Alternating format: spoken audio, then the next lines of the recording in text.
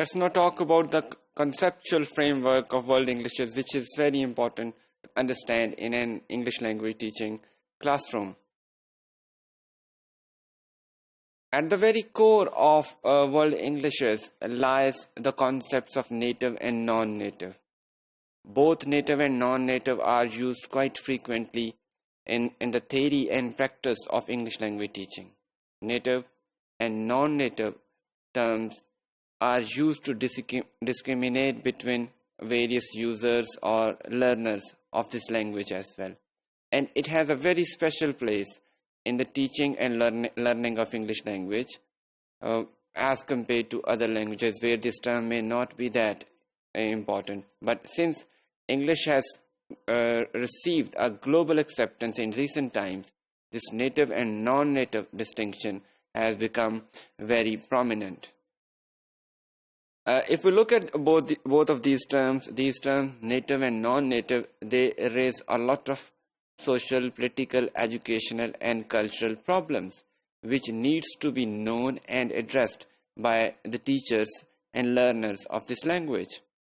The term native has been used to indicate power and prestige for the benefit of certain individuals, usually who belong to those countries or the pieces of land where this language originally was based. Non-native is sometimes used to exclude certain group of people who do not belong to those areas where English had its origin, and this may be seen as a distinction or discrimination based on race or region instead of certain markers of learning. The notions of native and non-native come into play largely when one compares the learners of this language with those who have acquired this language from their childhood or from early age, and especially when this comparison is made in order to bring in certain socio-political or educational point of view. Roughly speaking, native varieties include British, American, Australian, Canadian Englishes, and non-native varieties include Pakistani, Indian, Brunei or Singaporean English. However, researchers and applied linguists have different opinions about this non-native and native division.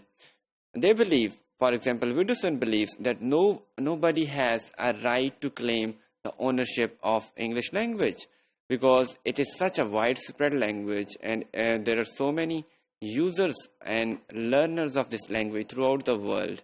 So a nation, just because of its historical antecedents, cannot claim its ownership.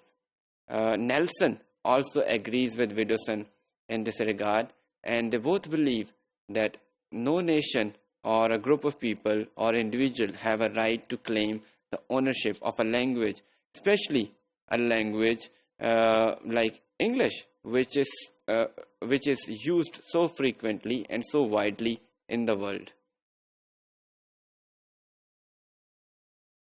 No one holds a patent of or copyright to a specific language. This is a common belief among the researchers like Widdowson and Nelson. There are different arguments or senses of native and non-native in the world. For example, in relation to native, we know we could determine the nativism of somebody by the age of acquisition. If somebody learns a language quite early in his or her age in infancy, for example, he may be considered a native user or speaker of that language. And there is another notion of nativism which is related to Chomsky's theory of ideal speaker, and this is more about the production of the language. Recent critics of the native and non-native divide argue that the term non-native is not appropriate for the users or the speakers of this language throughout the world. And it is based on an exclusive agenda.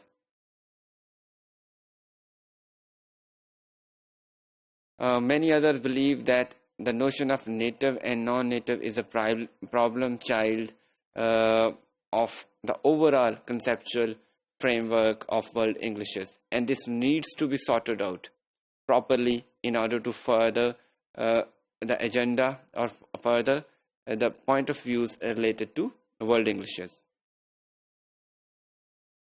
To Singh, for example, who is a popular applied linguist in outer circles, he believes that speakers of Indian English or Singaporean English are as good as the speakers of British or American English.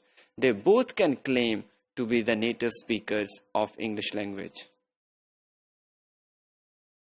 Similarly, other theorists in outer circles reject this dichotomy of native and non-native speakers, and they believe that native is not the term which distinguishes between the users of language or discriminate.